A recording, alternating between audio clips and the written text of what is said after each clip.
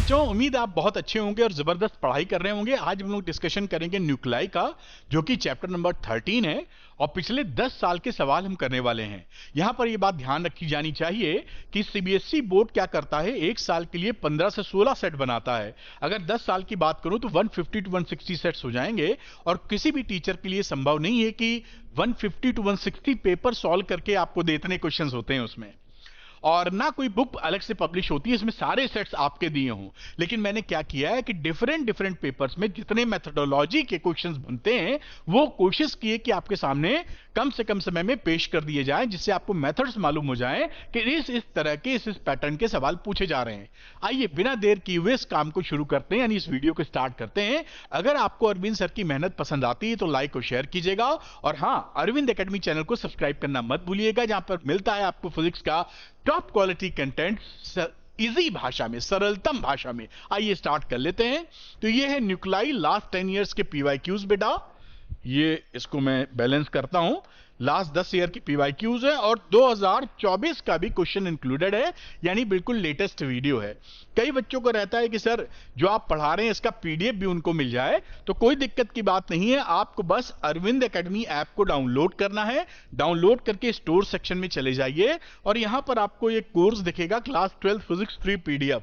इसका मैंने लाखों में कोर्स कर दिया है, जिससे प्राइस कर दिया है, जिससे गलती से कोई बच्चा परचेज ना कर ले।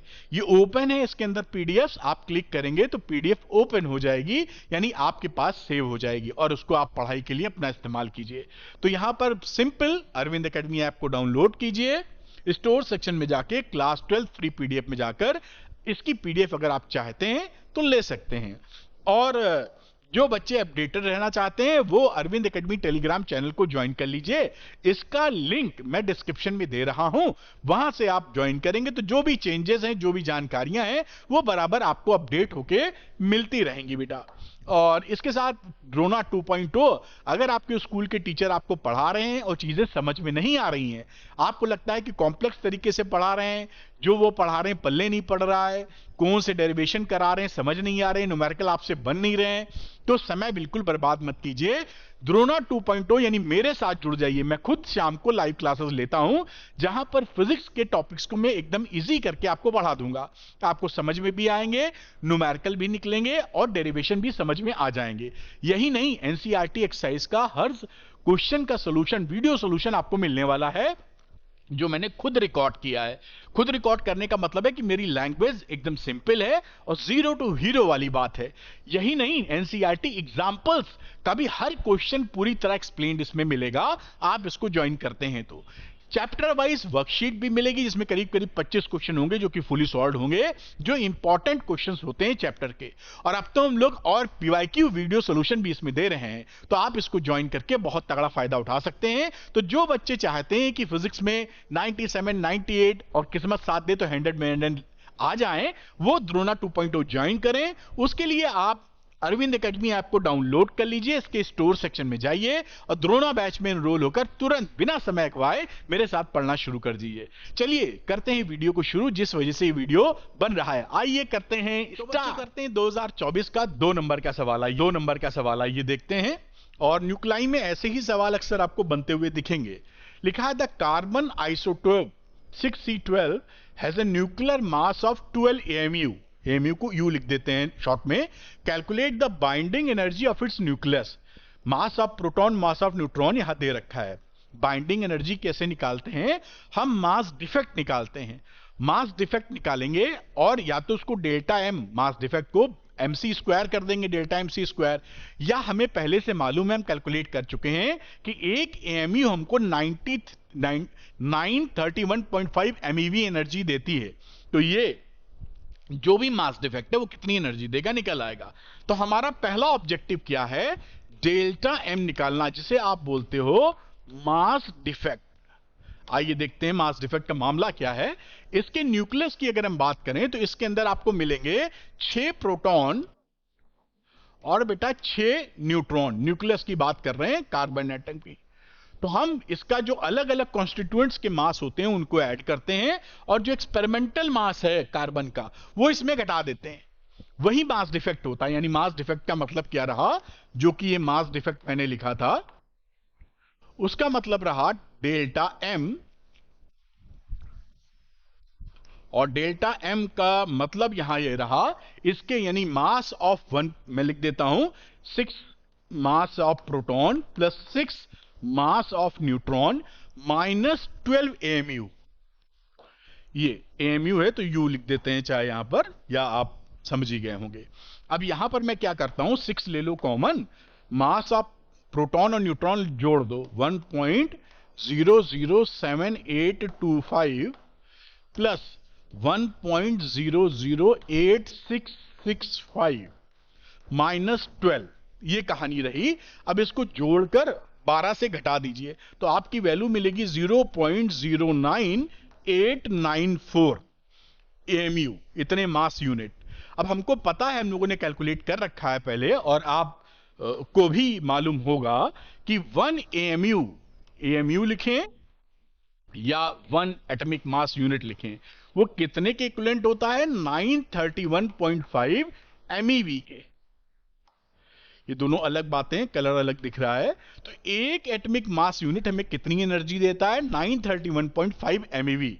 तो इतना एटॉमिक मास यूनिट कितना एनर्जी देगा, वही हमारी बाइंडिंग एनर्जी है। यानी हमारी बाइंडिंग एनर्जी कितनी हो गई, इसी को 0.09894 को हम मल्टीप्लाई कर देंगे 931.5 MeV से, और ये जो वैल्यू आएगी जो कि आएगी 92.16 MeV, यही आपकी बाइंडिंग एनर्जी हो जाएगी। ऐसे ही सवाल अधिकतर आपको न्यूक्लियाई चैप्टर में देखने को मिलेंगे, बहुत बेसिक होते हैं, एक बार आप समझ गए सारे सवाल सही होंगे। तो इसको आप अच्छे से नोट कर लीजिए, मास डिफेक्ट निकालना है, उसी से बाइंडिंग एनर्जी निकल जाती है। नोट कर लो बेटा इसे अच्छे से। करते हैं 2024 का, ये रहा 2 नंबर का क्वेश्चन। आइए इसको देखते हैं। तो यहां बोला जा रहा है कैलकुलेट द एनर्जी रिलीज्ड और एब्जॉर्ब्ड।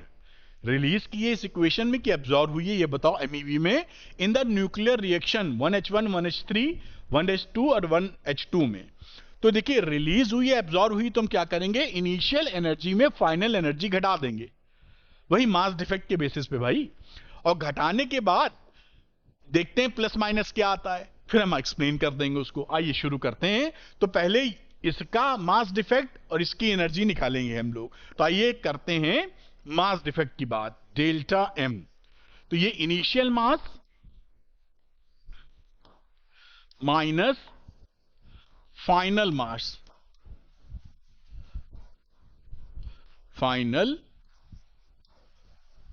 बेटा। अब यहां पर देखिए बात पकड़ते हैं, इनिशियल मास 1H1 1H3 की बात कर रहा है।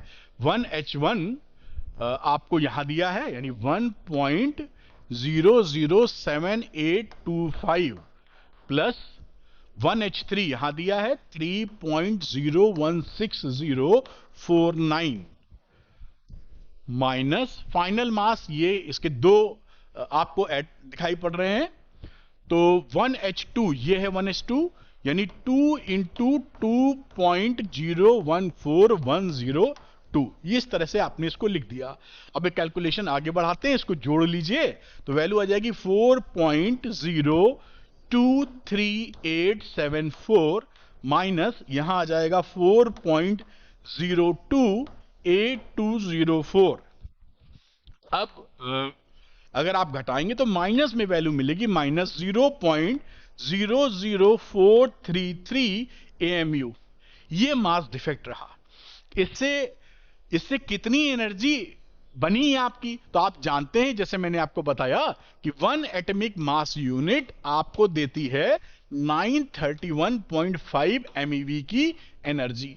तो यहां पर एनर्जी की अगर बात की जाए, डेल्टा ई लिख दूं, तो डेल्टा ई का मतलब है माइनस 0.00433 इंटू 931.5। इसमें कोई दिक्कत नहीं है, वैल्यू आ गई माइनस 4.033 MeV।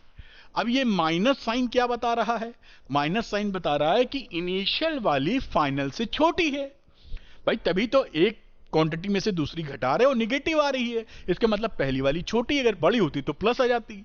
तो इसका मतलब है इनिशियल मास, या मास कन्वर्ट हो सकता है एनर्जी में, इनिशियल मास कम है फाइनल मास से, एनर्जी कम है, तो यहां कम है यहां ज्यादा है एनर्जी, यानी एब्जॉर्प्शन हुआ है। इसका क्या मतलब हो गया कि energy is absorbed, energy is absorbed. उम्मीद है समझ में आया होगा आपको। मास सीधे कन्वर्ट किया जा सकता है एनर्जी में, E is equal to delta M C square से। तो अगर मास ज्यादा है तो एनर्जी ज्यादा है, मास कम है तो एनर्जी कम है। तो ये शुरुआत का मास कम है, बाद का ज्यादा है, तभी निगेटिव आया था। मास यहां पर बढ़ गया है, इसका मतलब एनर्जी बढ़ गई है, बढ़ने का मतलब एनर्जी एब्जॉर्ब की गई है, तभी तो बढ़ी है, और कहां से आई। खैर फर्स्ट क्लास, इसको नोट कर लीजिए। ऐसे ही क्वेश्चन जबरदस्त तरीके मिलते रहेंगे इस चैप्टर में, नोट कर लें इसे आप, और इसको बड़े आराम से हम लोग करने वाले हैं। देखिए यहां लिखा है the ratio of the nuclear densities of two nuclei having mass number 64 and 125। दो न्यूक्लाई हैं हमारे पास, उनके मास नंबर अलग अलग हैं, 64 एंड 125। इनकी न्यूक्लियर डेंसिटीज का रेशियो क्या होगा। तो आपको बड़े अच्छे से मालूम होगा कि जो न्यूक्लियर डेंसिटी होती है रो एन यू, न्यूक्लियर डेंसिटी, ये कांस्टेंट होती है सभी एलिमेंट्स के लिए। तो ये दिस इज ए कांस्टेंट, या आप लिख सकते हैं independent from mass number A and size of nucleus also, जिसके लिए आप कह सकते हैं उसका जो रेडियस होता है। तो ये जो न्यूक्लियर डेंसिटी होती है, मैं ये भी लिख दूं काहे को रह जाए, न्यूक्लियर डेंसिटी, ये बड़ा इंपॉर्टेंट पॉइंट है बेटा। जो न्यूक्लियर डेंसिटी होती है वो सभी के लिए कांस्टेंट होती है। सवाल बड़ा इंपॉर्टेंट है, बहुत घुमा घुमा के पूछा जाता है। तो मास नंबर कुछ भी हो, 64 हो, 125 हो, 150 हो, 200 हो, कुछ भी हो, आप देखेंगे न्यूक्लियर डेंसिटी सबकी सेम आएगी। मास नंबर पर डिपेंड नहीं कर रही है, साइज ऑफ न्यूक्लियस पे डिपेंड नहीं कर रही है। इसलिए इसका रेशियो क्या हो जाएगा, क्योंकि दोनों के लिए एक ही है, तो रेशियो विल बी 1। और ऑप्शन नंबर डी करेक्ट होने वाला है। इसको ध्यान रखिएगा, बड़ा इंपॉर्टेंट है, और इसको पॉज करके नोट कर लें। अगले क्वेश्चन की तरफ हम लोग चलेंगे। लिखा है the difference in a mass of 7x nucleus and total mass of its constituents nucleons is 21 AMU, atomic mass unit का short form U लिख देते हैं हम लोग। The binding energy per nucleon for this nucleus is to the energy equivalent to, बहुत ही सरल सवाल है, मैं समझा देता हूं। क्या कह रहे हैं कि भाई जब ये लोग अलग अलग थे कॉन्स्टिट्यूएंट्स 7x न्यूक्लियस के, तो उनकी कोई एनर्जी रही होगी, एनर्जी ले रहे हैं। वैसे तो मास डिफेक्ट से एनर्जी निकालते हैं, मैं सरल करने के लिए क्या कर रहा हूं, इसकी कुछ एनर्जी ले रहा हूं E1। और जब ये 7x न्यूक्लियस बन गया है, इसके अंदर जब ये साथ आ गए हैं, तो इनकी जो एनर्जी रही E2 रही, और इसका जो एनर्जी का डिफरेंट है लिखा ना, एंड द टोटल मास, ये मास की बात कर रहे हैं तो मास ही कह लीजिए आप, क्योंकि मास डिफेक्ट से ही एनर्जी कही जाती है, ये M2। अब यहां पर जब इसको साथ लाते हैं तो हम देखते हैं इसका मास कम हो जाता है। तो मास डिफेक्ट क्या रहा, M1 minus M2 which is delta M, जिसे आप मास डिफेक्ट बोलते हैं। और इसी मास डिफेक्ट के बेसिस पर आप डेल्टा MC इंटू सी स्क्वायर से एनर्जी निकाल लेते हैं। तो जो इन दोनों के बीच का डिफरेंस होता है मासेस का, उसी से तो एनर्जी निकल रही है। और सरल भाषा में बात की जाए, अगर हम ऐसा सोच लें कि इसकी एनर्जी अगर 100 है समझाने के लिए, और इसकी एनर्जी 90 है, तो इसकी बाइंडिंग एनर्जी क्या होती है, 100 माइनस 90 यानी 10, है ना। तो यहीं पर ये डेल्टा MC स्क्वायर की वैल्यू दे रखी है कितनी डिफरेंस की, 21 AMU या 21 U। इतना एनर्जी है, इसको बोल रहे हैं क्या, बाइंडिंग एनर्जी। अब ये पूछ रहा है बाइंडिंग एनर्जी पर न्यूक्लियन बताओ। तो यहां पर जो मास नंबर है 7 ना, उसको 21 को 7 से, क्योंकि ये तो टोटल न्यूक्लियस के लिए हो गई, लेकिन इसमें खिलाड़ी कितने हैं, 7। ये क्या है, this is a mass number. तो टोटल लोग कितने हैं इसमें, इस परिवार में 7 मेंबर्स, और ये टोटल की एनर्जी है, तो बाइंडिंग एनर्जी पर न्यूक्लियन पर मेंबर कितनी हुई, 21/7। तो ये रहा 21/7 और इसका आंसर आ गया 3U। तो आंसर इज ए। बात समझ में आई होगी, मैंने इलैबोरेट करने की कोशिश की है। हमेशा बाइंडिंग एनर्जी जो होती है, अगर आपकी बाइंडिंग एनर्जी ज्यादा है तो स्टेबिलिटी ऑफ न्यूक्लियस बढ़ जाता है, क्योंकि भाई इनको अलग अलग होने के लिए, अगर ज्यादा का मतलब क्या रहा कि इन दोनों का गैप बढ़ गया।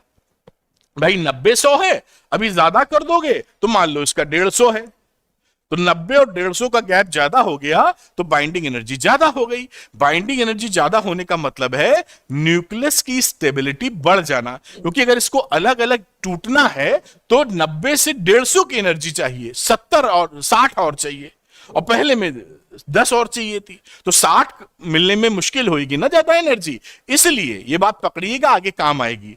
तो बाइंडिंग एनर्जी ज्यादा होने का मतलब है न्यूक्लियस का ज्यादा स्टेबल होना, ठीक। और बाइंडिंग एनर्जी है क्या, इन दोनों के बीच में जो मास डिफेक्ट होता है, अलग अलग मासेस जो होते हैं एक साथ लाने पर मास थोड़े कम हो जाते हैं, इन दोनों के बीच का जो डिफरेंस है, this is known as a mass defect. और आइंस्टाइन बता गए हैं कि मास और एनर्जी में relation E is equal to mc² से एस्टेब्लिश कर सकते हैं, इसलिए E is equal to delta mc² से निकालकर एनर्जी निकाल ली जाती है। यानी इस समय जब ये मिले थे, इसकी अपेक्षा जब ये मिले थे, तो इसमें बाइंडिंग एनर्जी कितनी हुई। बेसिकली ये डिफरेंस ही है दो एनर्जी के बीच का, ऐसा समझ सकते हैं, ठीक है। मैंने काफी कुछ एलिब्रेशन कर दिया, जैसे कई सवाल जो आगे आने वाले हैं वो भी सरल लगते चले जाएं। मैं हटता हूं, आप इसको पॉज करके नोट कर लें। नेक्स्ट क्वेश्चन लेता हूं। अब यहां लिखा है calculate the binding energy of an alpha particle. अब अल्फा पार्टिकल कई बच्चों को नहीं मालूम होता, तो ऐसी गलती ना करिएगा। अल्फा पार्टिकल होता है nucleus of helium, nucleus of helium, यानी इसके न्यूक्लियस के अंदर 2 प्रोटॉन और 2 न्यूट्रॉन होते हैं, इलेक्ट्रॉन को भगा देते हैं हम लोग, तभी तो न्यूक्लियस हुआ। तो ये 2 प्रोटॉन 2 न्यूट्रॉन हीलियम के अंदर होते हैं, इसको पकड़ के रखना है अपने को। तो आगे देखते हैं। फिर ये बोला है calculate the binding energy of an alpha particle, mass of proton, mass of neutron, mass of helium और 1 AMU बराबर फलाना। तो भाई ये जो देखिए कैसे निकाला करते थे, अभी समझाया था आपको कि 2 प्रोटॉन अगर अलग हैं PP और 2 न्यूट्रॉन अगर अलग हैं, ऐसे 2 प्रोटॉन और 2 न्यूट्रॉन, तो इसकी कुछ मास होगा 2 इंटू, मैं लिख देता हूं, बाइंड मास डिफेक्ट लिख रहा हूं, देखिए डेल्टा M की वैल्यू, अलग अलग वालों का मास 2 इंटू मास ऑफ प्रोटॉन बराबर है plus 2 into mass of neutron, ठीक। अब इसमें से जब ये एक साथ आ गए हैं तो मास ऑफ हीलियम न्यूक्लियस, ये क्या है, मास ऑफ हीलियम न्यूक्लियस, इसकी वैल्यू भी दे रखी है जो हम यहां पे लिखेंगे -MHE। तो इन दोनों का बीच का डिफरेंस हो गया, जो अभी समझाया था, अलग अलग जोड़ लो मास, एक साथ का मास निकाल के डिफरेंस ले लो, मास डिफेक्ट कहलाता है, और उसी से एनर्जी हम लोग निकाल लेंगे। यहां पर वैल्यू लिख ली जाए तो 2 इंटू मास ऑफ प्रोटॉन यानी 1.0007828 plus 2 into mass of neutron 1.00865 minus mass of nucleus 4.002800 AMU, जिसे U करके दिखा रहे हैं उसकी यूनिट। इसको जब आप सॉल्व करोगे तो यू विल गेट 0.016095 AMU। अब आप जानते हैं कि एक AMU से एनर्जी मिलती है 931, तो इतनी AMU से कितनी मिलेगी, तो बाइंडिंग एनर्जी यही हो जाएगी, बाइंडिंग एनर्जी, बाइंडिंग एनर्जी बेटा, और ये वैल्यू हो गई मास डिफेक्ट AMU में, और साथ में 931 MeV, और ये वैल्यू आपकी कितनी है, 931 से मल्टीप्लाई कर दीजिए, 14.9844 MeV, ये आपका बेटा आंसर आ जाएगा। ये आंसर हो गया। ये क्वेश्चन, ऐसे क्वेश्चंस बहुत इंपॉर्टेंट हैं, वेरी इंपॉर्टेंट, आपको जरूर आने चाहिए, क्योंकि ना ये बड़े होते हैं ना ये छोटे होते हैं, लेकिन बिना जानकारी के कर नहीं पाएंगे इसको आप। तो मैं हटता हूं, इसको नोट कर लिया जाए। ये रहा अगला क्वेश्चन बेटा, which of the following statements is not true for nuclear force. Nuclear force के लिए कौन सा स्टेटमेंट ट्रू नहीं है? पहला है, they are stronger than the Coulomb force. तो भैया ये तो सही बात है, कोलंबियन फोर्स से करीबन 100 गुना ज्यादा मजबूत होता है। ये मजबूत का मतलब स्ट्रांग होता है। They have about the same magnitude for different pair of nucleons. जी, डिफरेंट पेयर ऑफ न्यूक्लॉन्स का मतलब है न्यूट्रॉन न्यूट्रॉन के बीच में, न्यूट्रॉन प्रोटॉन के बीच में, प्रोटॉन प्रोटॉन के बीच में कोई भेदभाव नहीं करता है, तो सब पर एक जैसा nuclear force. They are always attractive, ये गड़बड़ लिखा हुआ है। This is the correct option, answer is C. आपके यहां एक ही सही होता है, तो बाकी देखने की आवश्यकता नहीं है। हमेशा अट्रैक्टिव नहीं होता है, आगे हम चर्चा करेंगे, फिर भी आपको बता देते हैं कि देखिए, मान लीजिए दो न्यूक्लियस के अंदर दो न्यूक्लॉन्स हैं। न्यूक्लॉन्स किसे बोलते हैं? प्रोटॉन या फिर न्यूट्रॉन का सम्मिलित, दोनों का मिलाकर जो नाम है वो न्यूक्लॉन्स है। तो जब भी न्यूक्लॉन्स बोलेंगे उसका मतलब प्रोटॉन न्यूट्रॉन कुछ भी हो सकता है। तो यहां पर मान लीजिए दो न्यूक्लॉन्स हैं और उनके अंदर न्यूक्लियर फोर्स लग रहा है। अगर आप इसको दूर ले जाते हैं तो जल्दी ही न्यूक्लियर फोर्स लगना बंद हो जाता है, लेकिन अगर इसको और पास लाते हैं तो पास लाने पर यह फोर्स रिपल्सिव हो जाता है, तो हमेशा अट्रैक्टिव नहीं है। अभी ग्राफ भी बनाएंगे, आगे सवाल है।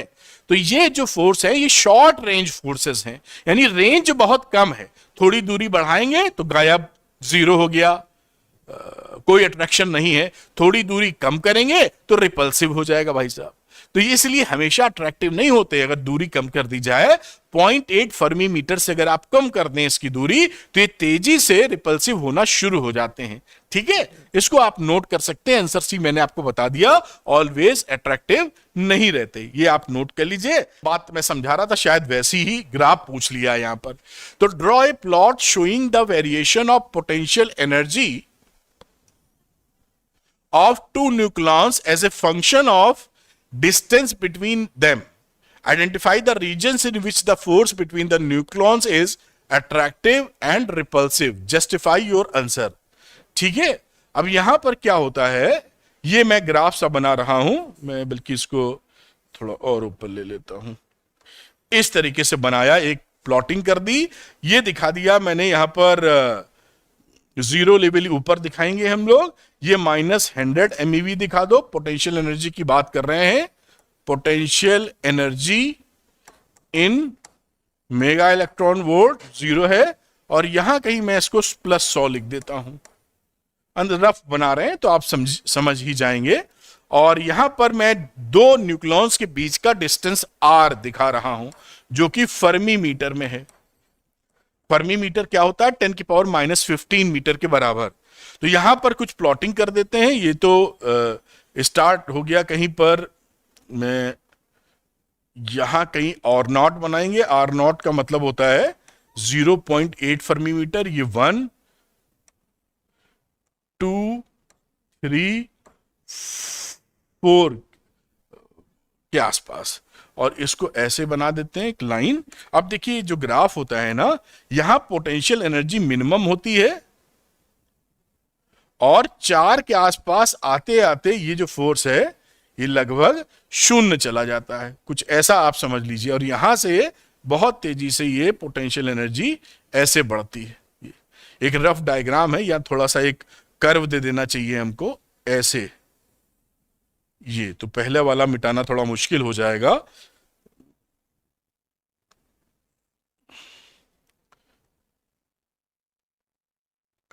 इस तरह से ये कर्व रहता है, एक रफ स्केच है, आप जैसा समझ पा रहे होंगे।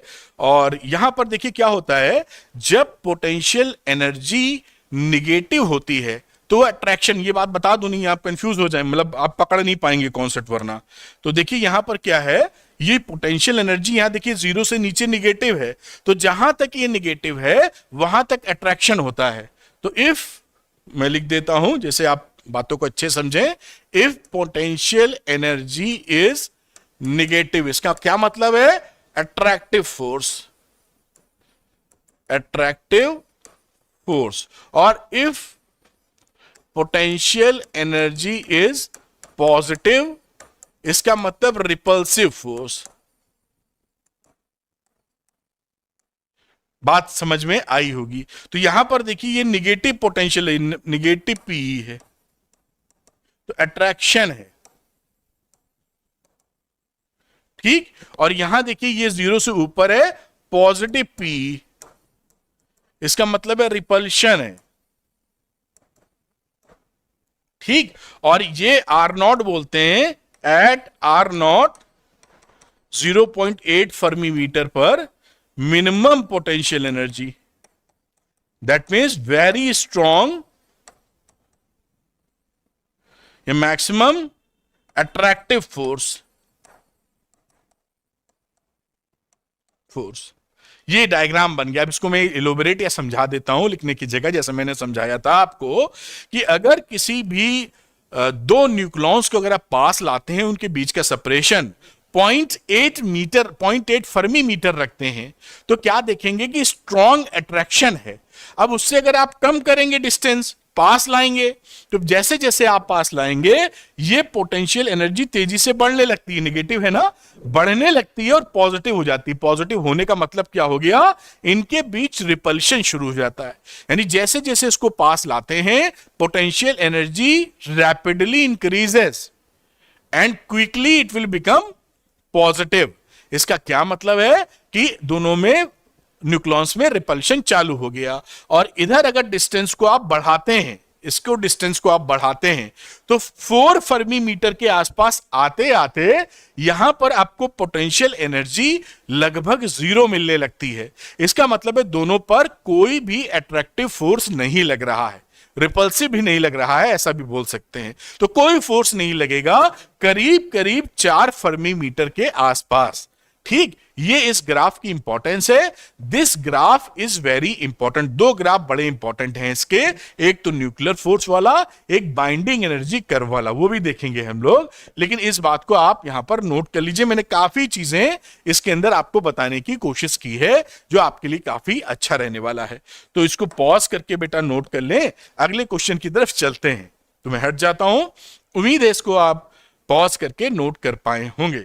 अब यहां पर बोला गया है a heavy nucleus P of mass number 240 and binding energy 7.6 mega electron volt per nucleon splits into 2, ये P है और दो भागों में स्प्लिटिंग हो रही है ऐसा बोल रहे हैं, 2 nuclei Q and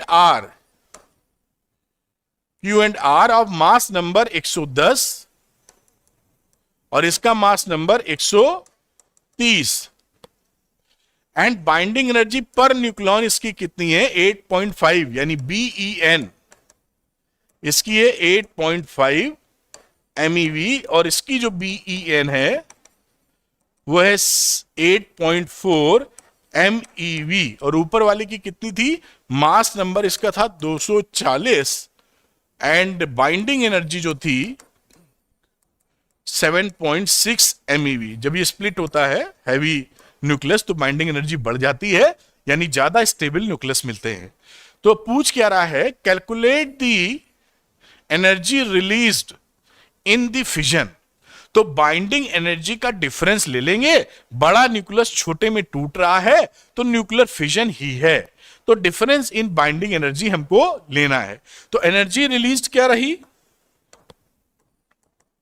energy released, तो देखिए क्या लिखेंगे, पहले पकड़ते हैं, पहले किसी की बात 130 या 110 वाले की बात कर ले, 130 पकड़ लेते हैं। 130 मास नंबर है, 8.4 MeV, 8.4 MeV ना, MeV binding energy per nucleon थी, यानी एक न्यूक्लियन की, और इसमें न्यूक्लियंस हैं कितने, मास नंबर के बराबर 130, तो टोटल एनर्जी कितनी हो गई 130 इंटू 8.4 प्लस इसकी कहानी 110 इंटू 8.5, वही लॉजिक कि एक की बाइंडिंग एनर्जी थी 8.5 MeV और 110 लोग इसके अंदर हैं न्यूक्लियंस, तो 110 इंटू 8.5 5। और कितनी, ये तो अभी हो गई, पहले कितनी थी, माइनस कर दिया जाए इसमें से 240 इंटू 7.6। बस ये कैलकुलेट कर लीजिए, जो कि आप आसानी से कैलकुलेट कर पाएंगे। ये आ जाएगा 203 MeV के बराबर, और ये आपका बेटा आंसर आ गया। ऐसे ये जो क्वेश्चंस है ना, ये क्वेश्चंस बड़े इंपॉर्टेंट है आपके लिए, ऐसे ही पूछे जाते हैं इसमें, देखिए इसीलिए आया हुआ है। ये 2003 का सवाल है, इसको आप कर लीजिए, अगला क्वेश्चन करेंगे। ये कंप्लीट हो गया है बेटा। तो जो भी क्वेश्चन है, which of the following statements about nuclear force is not true, जो न्यूक्लियर फोर्स के बारे में सच नहीं है वो बताना है। पहला, the nuclear force between two nucleons falls rapidly to zero as their distance is more than a few fermimetre, femtometres. वही हो गया, बिल्कुल ठीक बात है। ये तो भाई साहब सही है कि जैसे सेपरेशन आप बढ़ाते हैं 4 फर्मीमीटर पे आते हैं, तुरंत ये 0 हो जाता है। The nuclear force is much weaker then the Coulomb force. अरे ये तो गलत बात लिखी है, यही ऑप्शन सही है। और आप जैसा जानते हैं, एक ही ऑप्शन सही होता है आपके लिए। कोलंबियन फोर्स से ये फोर्स काफी स्ट्रांग होता है, वीक नहीं होता, 100 गुना तक ज्यादा मजबूत रहता है मतलब स्ट्रांग रहता है। तो इसको पॉज करके नोट कर लें। The nuclear radius of aluminium is 3.6 Fermi, radius है न्यूक्लियर की। Find the nuclear radius of copper. हम एक फॉर्मूला जानते हैं, इस पे भी न्यूमेरिकल आपके बनते हैं, R is equal to R not A की पावर 1/3। R क्या होता है, radius of the nucleus. R not एक कांस्टेंट है जिसकी वैल्यू यहां लगाने की जरूरत नहीं पड़ेगी, वैसे 1.2 इंटू 10⁻⁻15 होती है। और ये मास नंबर हो गया 1/3 की कहानी। तो एल्युमिनियम के लिए ले लीजिए, तो RAL अगर लिख दे, R नॉट तो कांस्टेंट है, A एल्युमिनियम का पावर 1/3। इसी तरह R कॉपर ले लो, R नॉट A हो गया कॉपर का 1/3। दोनों का रेशियो ले लेते हैं, R aluminium upon R copper. तो ये वैल्यू आ जाएगी R नॉट A एल्युमिनियम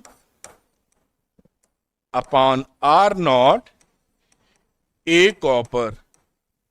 ये R नॉट और नॉट देखिए कट गया, कलर थोड़ा बदल लेते हैं जिससे कि आपको थोड़ा कायदे से दिख जाए। तो यहां पर वैल्यू हो गई, ए एल्युमिनियम कितना था बेटा, ए एल्युमिनियम था 27। तो ये वैल्यू रही यहां 27, और नीचे कॉपर है 64 की पावर 1/3। तो क्यूब रूट ले लो, 3 आ जाए, 3 3 9 3 27, 3/4। अब हमें R कॉपर निकालना है, तो R कॉपर की वैल्यू कितनी रहेगी, 4/3 इंटू R एल्युमिनियम। तो ये रहा 4/3 इंटू 3.6। तो ये वैल्यू देखिए आ जाएगी, 3 से काट दो 12, 12 चौक 48, यानी 4.8 फर्मी। ये आंसर आपका आ गया। इस तरह से आप इस सवाल को कर सकते हैं। बड़ा प्यारा सवाल है, बहुत पसंद आता है टीचरों को, तो जरूर ये घुमा फिरा के टपक जाता है, आसानी से लगा लेना। कहानी यहां से शुरू हुई है, तो ये फॉर्मूला आपके दिमाग में, जहन में बैठना चाहिए। इसको नोट कर लीजिए। Show that the density of nucleus is independent of its mass number A. और कभी कभी तो लिख देते हैं साइज ऑफ न्यूक्लियस से भी इंडिपेंडेंसी दिखाइए। पहला जो एमसीक्यू किया था उसमें यही बात बोली थी कि भाई न्यूक्लियर डेंसिटी जो होती है वो कांस्टेंट होती है सभी के लिए, मास नंबर से इंडिपेंडेंट, और रेडियस ऑफ द न्यूक्लियस से भी इंडिपेंडेंट रहती है। अब ये कह रहे हैं इसको प्रूफ करो, तो चलिए हम लोग प्रूफ करेंगे। तो पहली बात जो लेते हैं, लेट कर लीजिए, let M is the average mass of a nucleon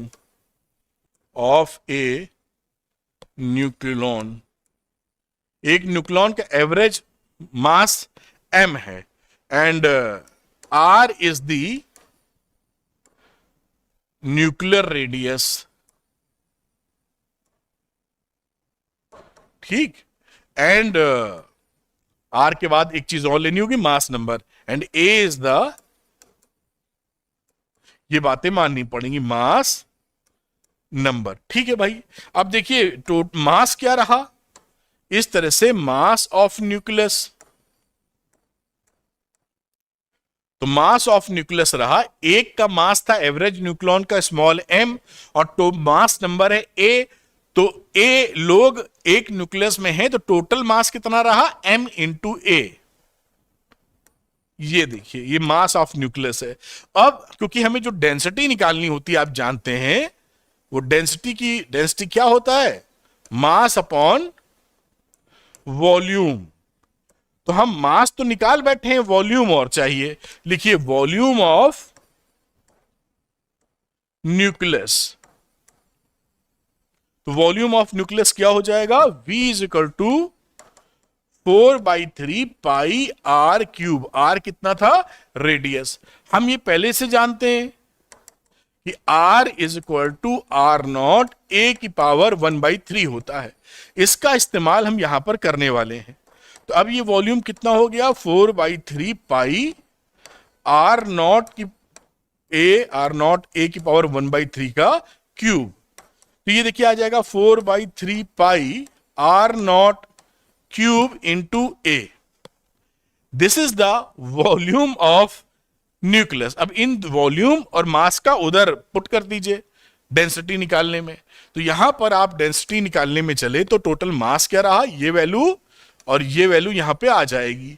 तो ma upon 4/3 pi r naught का क्यूब इंटू a। ये देखिए a कट गया, तो ये डेंसिटी को न्यूक्लियर डेंसिटी बोलते हैं, रो एन यू। तो रो एन यू क्या आ गया, 3 चाहो ऊपर ले लो, 3m upon 4 pi r naught का क्यूब। अब यहां ध्यान से देखिए, everything is constant. m constant है, mass of average mass of nucleon, ऊपर से pi constant, r naught constant, सब कुछ कांस्टेंट है। इसके अंदर मास नंबर नहीं है। तो this is independent from mass number a। ये हेंस प्रूव्ड। वैसे भी ये कांस्टेंट हो गया, इसमें r भी नहीं है, ये r नॉट है। r नॉट कांस्टेंट होता है, r रेडियस होती है। तो ये इससे फिर हम ये जान पाए कि जो डेंसिटी ऑफ न्यूक्लियस होती है वो कांस्टेंट होती है, वो मास नंबर पे भी नहीं डिपेंड करती, उस साइज पे भी नहीं डिपेंड करती कि न्यूक्लियस कितना बड़ा, यानी रेडियस कम ज्यादा कितनी है, वॉल्यूम कम ज्यादा कितना है। ठीक है, तो इसको आप पॉज करके नोट कीजिए। एक्सट्रीमली इंपॉर्टेंट सवाल, मतलब 2 3 4 बार इंपॉर्टेंट लिख देंगे तो कम पड़ेगा। ये सवाल आपसे बहुत ज्यादा पूछा जाता है, आना ही चाहिए किसी कीमत पे। है तो सरल, लेकिन मैं बार बार इसलिए बोल रहा हूं कि गलती ना कर बैठे आप। तो मेरे ख्याल से आप इसको नोट कर पाए होंगे। व्हेन 2 न्यूक्लाई, छोटे न्यूक्लाई हैं, मास नंबर 10 के बराबर या उससे कम है, फ्यूजन कराएंगे लगता है, fuse together to form a heavier nuclei. तो जब भी 2 हल्के न्यूक्लाई फ्यूज करते हैं आपस में, बढ़ के बड़ा न्यूक्लियस बनाते हैं, तो वो ज्यादा स्टेबल होता है, इसी को बोलते हैं न्यूक्लियर फ्यूजन। खैर आगे पूछ क्या रहे हैं, बाइंडिंग एनर्जी पर न्यूक्लियस इंक्रीजेस, यही आंसर सही है। अभी मैं आपको बाइंडिंग एनर्जी पर न्यूक्लियन का ग्राफ दिखाऊंगा। कुछ ऐसे ऐसे ये ग्राफ ऐसे आता है, यानी ये यहां पर रहता है मास नंबर और बाइंडिंग एनर्जी पर न्यूक्लियन। अभी बनाएंगे, सवाल है आगे। तो ये छोटे जो मास नंबर के लोग रहते हैं, जब मिलते हैं तो इस रेंज में आते हैं। आपको मैं पहले बता चुका हूं कि ये जो मिडिल वाली रेंज है, इसमें बाइंडिंग एनर्जी ज्यादा होती है। मिडिल की रेंज का मतलब मास नंबर 30 से ज्यादा, 170 से कम। तो इसमें बाइंडिंग एनर्जी पर न्यूक्लियन ज्यादा होती है, और जब भी बाइंडिंग एनर्जी पर न्यूक्लियन ज्यादा रहेगी, न्यूक्लियस ज्यादा स्टेबल होगा। तो जब यहां कम बाइंडिंग एनर्जी से जुड़कर फ्यूज होकर ज्यादा बाइंडिंग एनर्जी में चले जाएंगे, बड़ा न्यूक्लियस बनते हुए, तो न्यूक्लियर फ्यूजन हो रहा है, और अब जो आपको न्यूक्लियस मिल रहा है वो ज्यादा बाइंडिंग एनर्जी का है। तो कम से ज्यादा बाइंडिंग एनर्जी में जा रहे हैं, इसका मतलब है बाइंडिंग एनर्जी बढ़ रही है। ठीक है, और जब भी कम से ज्यादा जाएं या फिर कम होती है, इधर कम से ज्यादा जाएं, हमेशा बाइंडिंग एनर्जी बढ़ती है और एनर्जी रिलीज होती है। तो इस वजह से ये आंसर नंबर ए सही हो गया कि binding energy per nucleon increases. ठीक है, क्योंकि स्टेबिलिटी वही है। तो इसको मैंने थोड़ा एलोबरेट भी किया, उम्मीद है आप इस बात को शानदार तरीके से सीख पाए होंगे। यहां पर पूछा जा रहा है explain the process of nuclear fission and nuclear fusion by using the plot of binding energy per nucleon बी कर बाइंडिंग एनर्जी पर न्यूक्लियन, जिसका सिंबल देखिए, कभी ऐसे लिखा हो तो इसका मतलब होता है binding energy of nucleus, additional knowledge जो इसी में काम आएगी, ऑफ न्यूक्लियस। और जब हम EBN लिख देते हैं तो binding energy per nucleon, binding energy per nucleon, ये सब पकड़िएगा। इसी को ये लिख रहे हैं इस समय, बाइंडिंग एनर्जी अपॉन ए, वही होगी बाइंडिंग एनर्जी पर न्यूक्लियन। ठीक है, तो चलिए बनाते हैं और आपको समझाते हैं, बड़े आराम से आप समझ जाएंगे। तो देखिए किताब में तो सुंदर बना होगा, मैं एक रफ स्केच कर रहा हूं और थोड़ा सा रफ स्केच उतना मजेदार नहीं आएगा, ऐसे बना देते हैं और कुछ ऐसे 2-3 खटके दे देते हैं, फिर आयरन का सबसे ज्यादा होता है, फिर थोड़ा आप ऐसे डाउन करते चले जाइए थोड़ा सा। तो मैं यहां पे ज्यादा मैंने उठा दिया है, थोड़ा सा कम तब भी उठ गया, कोई बात नहीं। टॉप पर यहां पे आयरन होता है, जो मुझे याद है, आप याद कर लीजिएगा, जिसकी वैल्यू मास नंबर 56 होता है। और यहां 238 पे आपको मिलेगा यूरेनियम। ठीक, और ये करीब करीब अगर मैं यहां पे प्लॉटिंग करूं तो आयरन 56 बनाया है, तो मुझे 50 इसी के आसपास यहां कहीं 50 खींच देना चाहिए। और ये 238 है, तो इसके बाद में 240, इससे पहले यहां कहीं 200 दिखा देना चाहिए। 50 के अंतर में लेते चले गए, और बीच का कुछ कर्व मैं ऐसे दिखा सकता हूं कि 25-25 है बीच में, और ऐसे ही और भी बना सकते हैं। खैर आप समझ गए होंगे, ड्रॉ कर लीजिएगा। यहां पर जो छोटे न्यूक्लियस होते हैं, जैसे हाइड्रोजन वाले, H2 लिख सकते हैं, H3 लिख सकते हैं, ये फ्यूज होंगे और ऊपर पहुंचेंगे।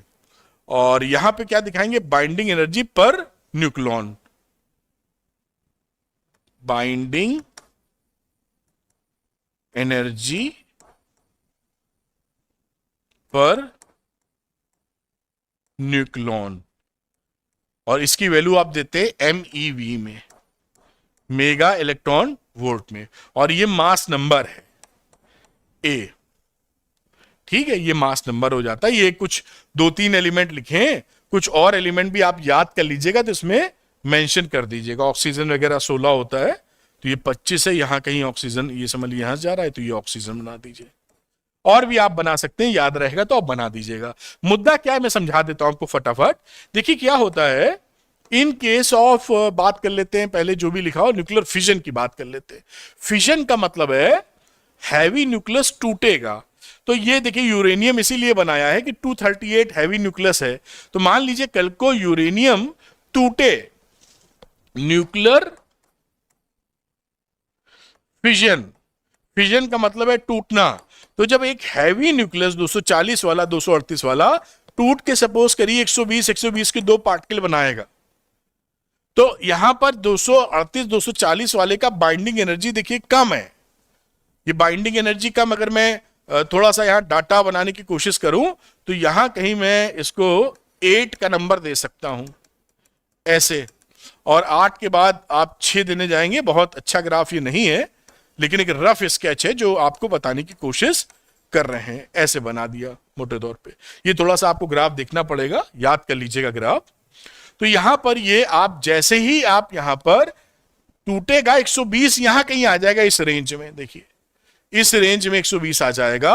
और ये बल्कि थोड़ा सा और इसको आप कांस्टेंट टाइप दिखा सकते हैं, ये कुछ ऐसे करके ऐसे दिखा दीजिए जैसे आपको लगे कि घट नहीं रहा है, कम घटता है 30 से 170 के बीच में।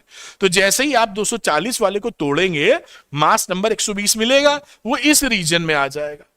तो ये जो रीजन होता है, मतलब मैं कहना ये चाह रहा हूं कि ए की जो वैल्यू होती है, अगर वो 30 से ज्यादा है और 170 से कम है, तो इसमें आपकी बाइंडिंग एनर्जी मोर और लेस कांस्टेंट होती है, कांस्टेंट एंड हाई भी लिख देते हैं। मतलब इस रीजन में, मिडिल रीजन में आपकी बाइंडिंग एनर्जी लगभग कांस्टेंट है और ज्यादा भी है। तो अगर कोई चीज टूट कर फिजन होकर इसके बीच में आ जाए तो बाइंडिंग एनर्जी ज्यादा होने का मतलब है कि न्यूक्लियस ज्यादा स्टेबल है।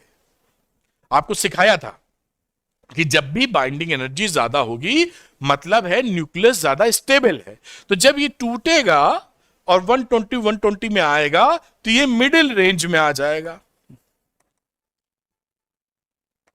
मिडिल रेंज में आने का मतलब है binding energy per nucleon will increase, और जब बाइंडिंग एनर्जी कम से ज्यादा होगी तो एनर्जी रिलीज होती है। जब भी बाइंडिंग एनर्जी कम से ज्यादा होगी एनर्जी रिलीज होगी। तो ये न्यूक्लियर फ्यूजन की कहानी है।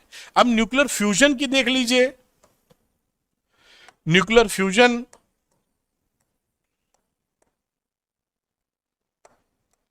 इसमें छोटे न्यूक्लियाई जैसे हाइड्रोजन वगैरह ड्यूट्रियम वगैरह हैं, ये दोनों कंबाइन होंगे और कंबाइन होके फिर ये कूद पड़ते हैं यहां मिडिल रेंज के आसपास बढ़ के। तो जब ये कम वाले कंबाइन हो गए और बीच में जाएंगे तो अगेन कम बाइंडिंग एनर्जी से ज्यादा बाइंडिंग एनर्जी में जा रहे हैं। तो कम ये फ्यूजन है, दो लाइटर न्यूक्लियाई मिलकर हेवी न्यूक्लियाई बना रहे हैं। तो उस समय बाइंडिंग एनर्जी आपकी कम से ज्यादा हो रही है, स्टेबिलिटी आपको ज्यादा मिलेगी और साथ में बाइंडिंग एनर्जी क्योंकि कम से ज्यादा हो रही है तो एनर्जी फिर यहां रिलीज होगी। तो फ्यूजन में भी आपको एनर्जी रिलीज होते हुए मिलेगी। ठीक, ये जो फिजन का कॉन्सेप्ट है ये एटम बम में यूज किया जाता है और आगे हम लोग देखेंगे कि जो फ्यूजन है ये सन वगैरह से जो एनर्जी आती है वहां यूज हो जाती, मतलब वहां इस्तेमाल होके एनर्जी हमको मिलती है। तो ये बाइंडिंग एनर्जी के कॉन्टेक्स्ट में ये इसका एक्सप्लेनेशन है कि कम बाइंडिंग से ज्यादा बाइंडिंग एनर्जी हो रही है, वहां एनर्जी आपकी रिलीज हो रही है। दिमाग में ध्यान रखिएगा, बाइंडिंग एनर्जी डिफरेंस होता है, गैप। नहीं सोचे कम बाइंडिंग एनर्जी से ज्यादा हो रही तो सर ये रिलीज कैसे हो रही है, तो जब बढ़ रही है। बाइंडिंग एनर्जी बढ़ने का मतलब है एक साथ रह रहे हैं जो एनर्जी है और जो अलग अलग रहने की एनर्जी है उनके बीच का गैप बढ़ रहा है, वो बाइंडिंग एनर्जी है। अगर एक साथ रहने पे भाड़ा लगता है 5,000 रुपए तो अलग अलग रूम रह के रहोगे तो भाड़ा लगता है 20,000 रुपए। तो 5 और 20 के बीच का जो डिफरेंस है भाड़े का, आप मेडिकल करने गए हैं, बाहर इंजीनियरिंग करने गए हैं, पेइंग गेस्ट पे हैं या अलग अलग रह रहे हैं, तो उस समय आपकी मजबूरी होती है कि अलग अलग ना रहें क्योंकि फ्लैट का जो खर्चा लगता है, रेंट लगता है, वो ज्यादा लगता है। तो 3 स्टूडेंट, 2 स्टूडेंट, 4 स्टूडेंट मिलके रह लेते हैं तो वो उनकी क्या होता है, एक साथ अगर रह रहे हैं तो खर्चा कम लगा समझ लीजिए, और अलग अलग रहेंगे तो खर्चा ज्यादा होगा। तो देयर इज ए गैप, वो गैप ही बाइंडिंग एनर्जी है। और बाइंडिंग एनर्जी ज्यादा होने का मतलब है कि आपको वो मजबूर कर रही है कि एक साथ रहो, क्योंकि अलग होने का खर्चा ज्यादा है, स्टेबिलिटी ज्यादा हो जाएगी। अगर एक साथ रहे 5,000 और बाहर रहे 50,000 तो मजबूरी में साथ रहोगे ही रहोगे, ज्यादा स्टेबल है।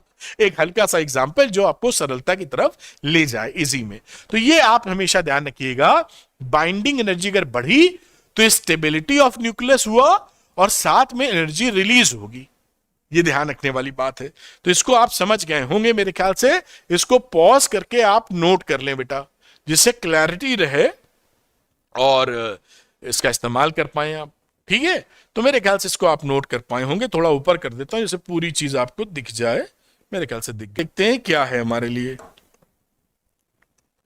तो लिखा हुआ right 3 characteristic properties of nuclear force. तो न्यूक्लियर फोर्स की आप कई सारी याद कर लीजिएगा। देखिए न्यूक्लियर फोर्स होते हैं शॉर्ट रेंज फोर्स, इतना लिखना भी नहीं चाहिए था, मैं शॉर्ट रेंज लिख देता हूं, शॉर्ट रेंज फोर्सेस। फोर्स मतलब बहुत ही कम रेंज तक काम करते हैं, है ना। जैसे ही पास लाएंगे रिपल्सिव, जैसे ही दूर ले जाएंगे फोर्स लगना बंद हो जाएगा।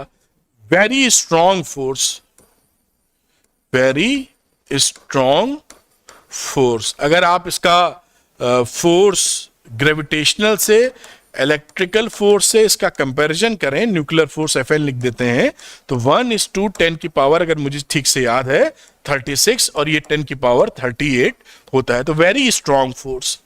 और न्यूक्लियर फोर्स चार्ज इंडिपेंडेंट होते हैं। न्यूक्लियर केवल इतना ही लिख दो, चार्ज इंडिपेंडेंट, और भी बहुत सारी प्रॉपर्टी होती है, तीन ही पूछी तो तीन का जिक्र कर रहे हैं।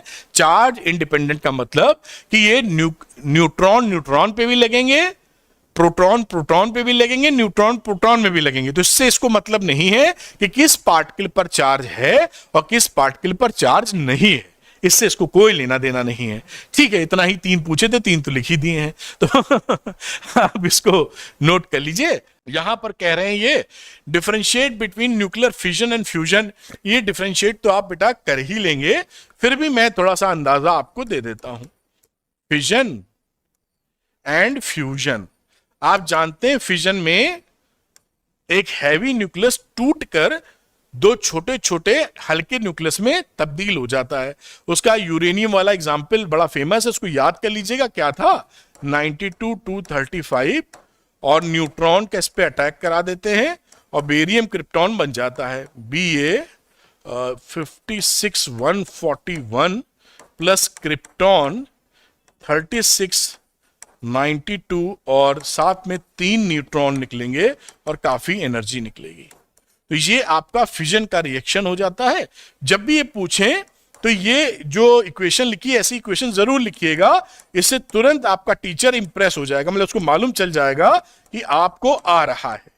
ये एक फ्यूजन की मोटी मोटी रिएक्शन मैंने लिख दी, और ये फ्यूजन में एक हैवी न्यूक्लियस टूट के लाइटर न्यूक्लियस में टूटेगा, और वहां फ्यूजन में दो छोटे लाइटर न्यूक्लियस जुड़कर बन जाएंगे। यहां पे जो लिंकिंग पार्टिकल होता है वो न्यूट्रॉन होता है, लिंक्ड पार्टिकल्स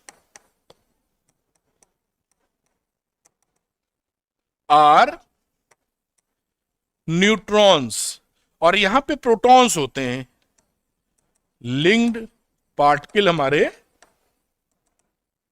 प्रोटॉन होते हैं। और भी बहुत सारे डिफरेंसेस है, एक और लिख देते हैं, ये क्विक प्रोसेस है।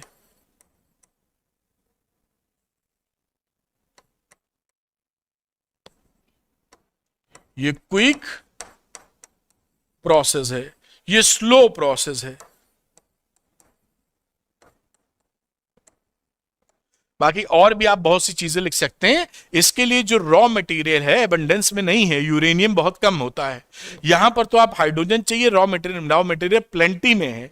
इसके रेसिड्यूअल या waste material radioactive material है जो कि हानिकारक है, जबकि इसका जो फ्यूजन है इसे क्लीन फ्यूल बोलते हैं, क्योंकि इसका जो वेस्ट मटेरियल है वो हानिकारक नहीं होता है। और भी कई सारे हो सकते हैं, लेकिन ये 3-4 मैंने लिख दिए और इससे आप समझ सकते हैं। अच्छा, अगला न्यूमेरिकल है, उसको हम लोग करने का प्रयास करेंगे। और ये न्यूमेरिकल ऐसे न्यूमेरिकल ना, मेरे ख्याल से वही, हाँ, ये न्यूमेरिकल इंपॉर्टेंट है, ये आपसे अक्सर इस तरह के न्यूमेरिकल पूछे जाते हैं। तो मैं क्या इसी स्लाइड पे करता हूं, वरना पढ़ने में दिक्कत होगी सवाल। तो बी नंबर इधर ले लेता हूं, जिसे थोड़ा सा स्पेस मिल जाए। Deuterium undergoes fusion as per the reaction, 1H2 मिलकर 2He3 बन गए, न्यूट्रॉन 3.27 MeV। लिखा find the duration for which an electric bulb 500 watt का है कैन बी केप्ट ग्लोइंग, कब तक जलेगा, by the fusion of 100 gram of deuterium. 100 gram deuterium आप ले लें तो कितनी एनर्जी निकलेगी जो इसको 500 वॉट बल्ब को कितनी देर तक जला पाएगी। ठीक है, कोई दिक्कत की बात नहीं है। तो शुरुआत करते हैं। 2 ड्यूटेरियम एटम कितनी एनर्जी रिलीज कर रहे हैं, 3.27 MeV। इसको लिख लेते हैं। 2, इसी से बात शुरू होगी, ड्यूटेरियम न्यूक्लाई प्रोड्यूस 3.27 MeV। तो ये कितना हो गया, कैलकुलेट करेंगे तो 5.232 इंटू 10⁻³ जूल। जूल में आप इसको कन्वर्ट कर लीजिए बड़े आराम से। कन्वर्जन मेगा इलेक्ट्रॉन वोल्ट का आप 1.6 इंटू 10⁻⁻19 से मल्टीप्लाई करके कन्वर्ट आप कर लेंगे। ठीक है ना, मेगा इलेक्ट्रॉन वोल्ट 10 की पावर जो रहेगा प्लस 1.6 इंटू 10⁻⁻19। ठीक है, ये कहानी हो गई। अब एनर्जी पर न्यूक्लाई कितनी है, एनर्जी पर, ये तो दो थे, न्यूक्लाई, इसको हम 2 से डिवाइड कर दें साहब, तो 5.232 इंटू 10 की पावर -13 अपॉन 2। एक न्यूक्लाई कितना दे रहा है? 2.616 इंटू 10 की पावर -13 जूल। एक न्यूक्लाई हमको इतनी एनर्जी दे रहा है। अब सवाल उठेगा 100 ग्राम में कितने न्यूक्लाई हैं? मोलर कॉन्सेप्ट या मोल कॉन्सेप्ट की चर्चा। तो नंबर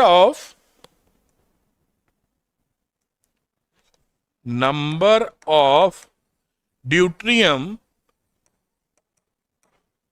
एटम्स, जितने एटम्स उतने ही न्यूक्लाई इन 100 ग्राम।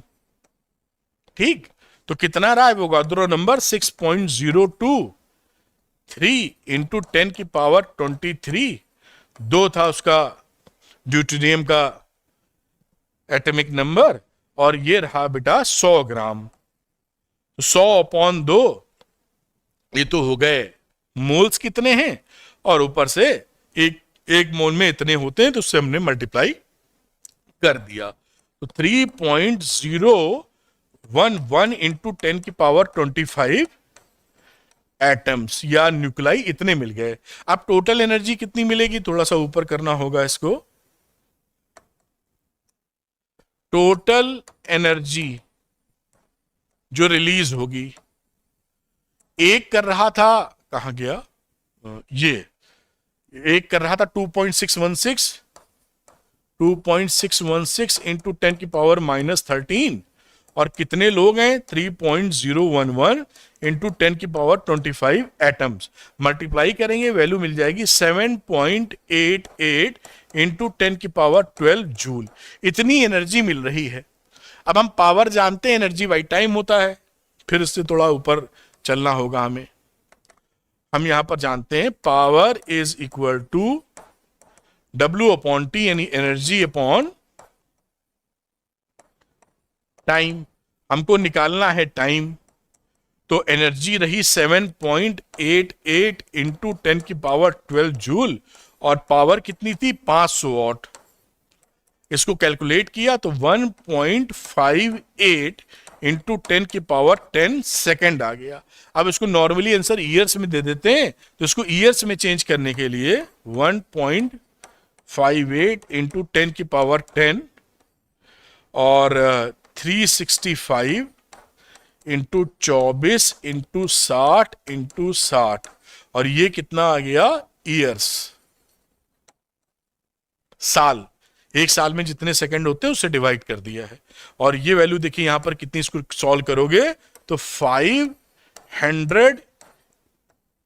500 ईयर्स आपका आंसर आ जाएगा, 500 साल। तो ये इस तरह से पूरा सवाल कंप्लीट हो जाता है। और मैंने आपको बताया कि ये जो मैंने करके दिखाया है, ऐसे क्वेश्चंस आपसे अक्सर पूछे जाते हैं, तो थोड़ा सा पकड़ बनानी जरूरी है।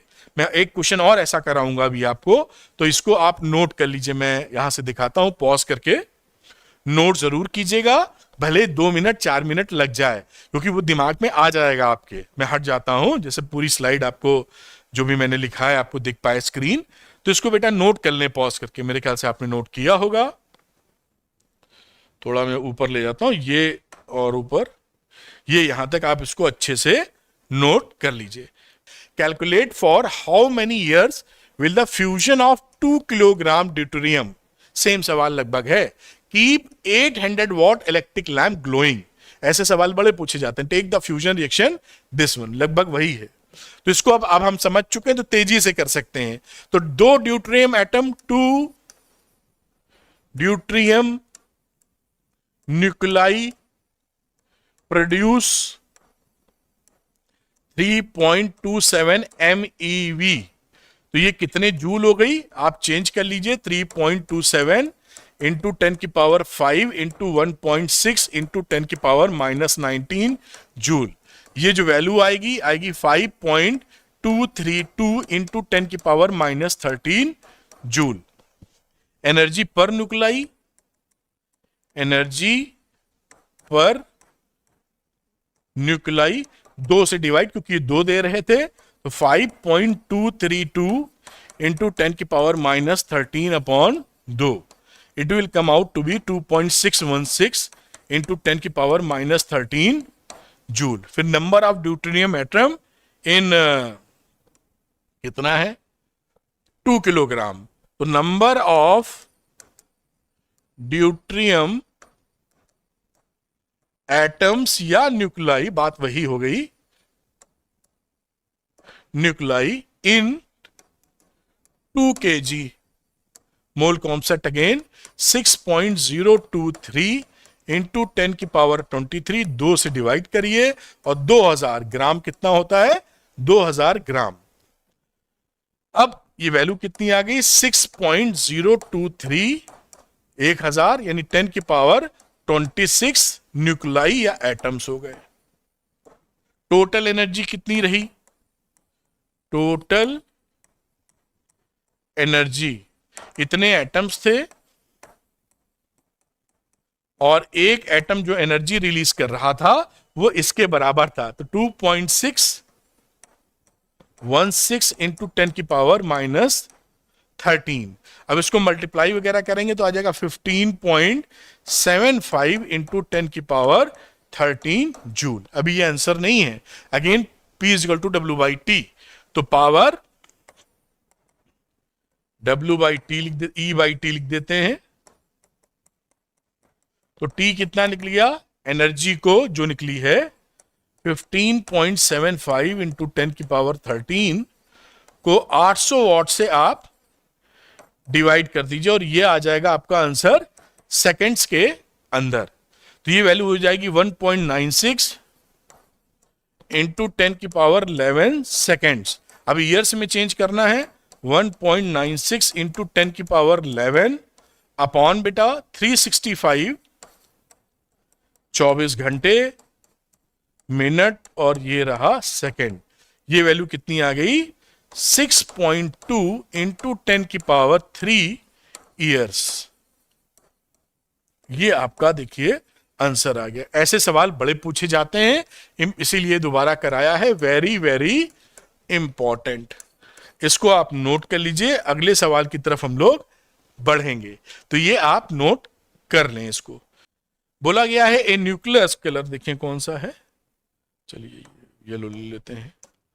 ए nucleus with mass number A 240 और बाइंडिंग एनर्जी पर न्यूक्लॉन दिया है 7.6 MeV, breaks into 2 fragments each of 120, यानी कि एक 240 वाला तो 120 वाले में टूट जाता है और उसका बाइंडिंग एनर्जी पर न्यूक्लॉन 8.5 है। कैलकुलेट द एनर्जी रिलीज्ड, तो बाइंडिंग एनर्जी का गैप ले लेना चाहिए। तो इनिशियल बाइंडिंग एनर्जी क्या रही, इनिशियल बाइंडिंग एनर्जी तो 240, एक की थी 7.6, टोटल 240 लोग थे मास नंबर, तो ये वैल्यू हो गई 1824 MeV। उसके बाद स्मॉल न्यूक्लाई के लिए फाइनल लिख दीजिए, final BE to small nuclei वाली कहानी, उसकी वैल्यू कितनी हो गई 2 into 120 into 8.5 2040 MeV। Energy release क्या रही, energy released final BE minus initial BE। अब इसकी वैल्यू हो गई 2040 माइनस 1824 यानी 216 MeV। ये आपका बेटा आंसर आ गया।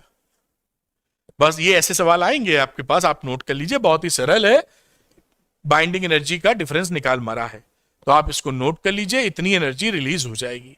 अगला question, calculate the energy in fusion reaction.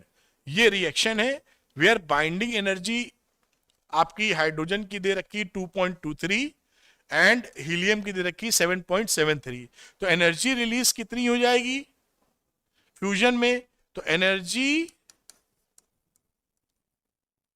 Released difference घटाना है वही, final BE minus initial B binding energy. शुरू में फाइनल बी क्या थी, हीलियम वाली 7.73। इनिशियल बी, दो लोग हैं यहां पर, तो 2.23 प्लस 2.23 वैल्यू हो गई 3.27 MeV। ये आपका बेटा आंसर आ गया, कोई भी दिक्कत की बात नहीं है, इसको आप आसानी से नोट कर सकते हैं। लिखा है in a typical nuclear reaction दे रखी है, although number of nucleons is conserved. Number of nucleons मतलब मास नंबर अगर जोड़ेंगे ये 2 2 4 और 3 1 4 बराबर है, yet energy is release how. Energy कैसे रिलीज होती है, तो energy release due to mass defect, क्योंकि जो लोग यहां पर हैं इसके बाद जो मास बन रहा है वो मास कम हो रहा है, तो energy released due to mass defect, mass defect delta M, और उसी डेल्टा एम को आप डेल्टा एम सी स्क्वायर से एनर्जी रिलीज निकालते हैं। पहले जो मास था वो ज्यादा रहता, बाद में भाई कम हो गया, तो मास डिफेक्ट हो गया, कम हो गया मास, तो मास कहां गया, एनर्जी के फॉर्म में निकल गया। दिस इज द रीजन कि नंबर ऑफ न्यूक्लॉन्स तो बराबर बने हुए हैं, लेकिन मास डिफेक्ट की वजह से एनर्जी रिलीज हो रही है। तो मेरे ख्याल से ये आप नोट कर पाए होंगे। अगले देखिए यहां लिखा है, suppose we consider fission of a iron into 2 equal fragments of aluminium. Aluminium nucleus, is the fission energetically possible? Justify your answers by working out Q value of the process. तो ठीक है, क्यू वैल्यू देखिए, Q value अगर negative आ जाती है क्या होती, कैसे निकलेगी देखेंगे। क्यू वैल्यू अगर हमारी नेगेटिव आ जाएगी तो उसका मतलब है fission not possible, fission not possible. Plus आ जाएगी तो पॉसिबल है, इसी का उल्टा। तो आइए देखते हैं कि इसकी क्या कहानी बन रही है। तो ठीक है, इसकी रिएक्शन क्या बनी, एफई की जो कहानी थी वो चेंज, एफई मतलब 26 और 56, ये चेंज हो गया एल्युमिनियम में, और एल्युमिनियम का है 13 28, और ऊपर से ये 2 हैं इसके, ये रिएक्शन बेसिकली यहां घटी है। तो क्यू वैल्यू क्या हो गई यहां, क्यू वैल्यू इज आप लिख सकते हैं m1 माइनस 2m2, भाई इसका मास और 2 इसका मास, ये m1 इसका मास है, m2 इसका मास है, और इंटू 931.5 या 931 MeV। अब यहां पर आप वैल्यू लिख दीजिए, मास इन्होंने दे रखा है, तो ये 55.93494 AMU माइनस 2 इंटू 27.98191। अब यहां पे दिख ही रहा है कि ये निगेटिव आ रहा है, ये बड़ी वैल्यू है, 27 से 2 से करेंगे तो 54 आ जाएगी, जो इससे समथिंग, तो ये दिस इज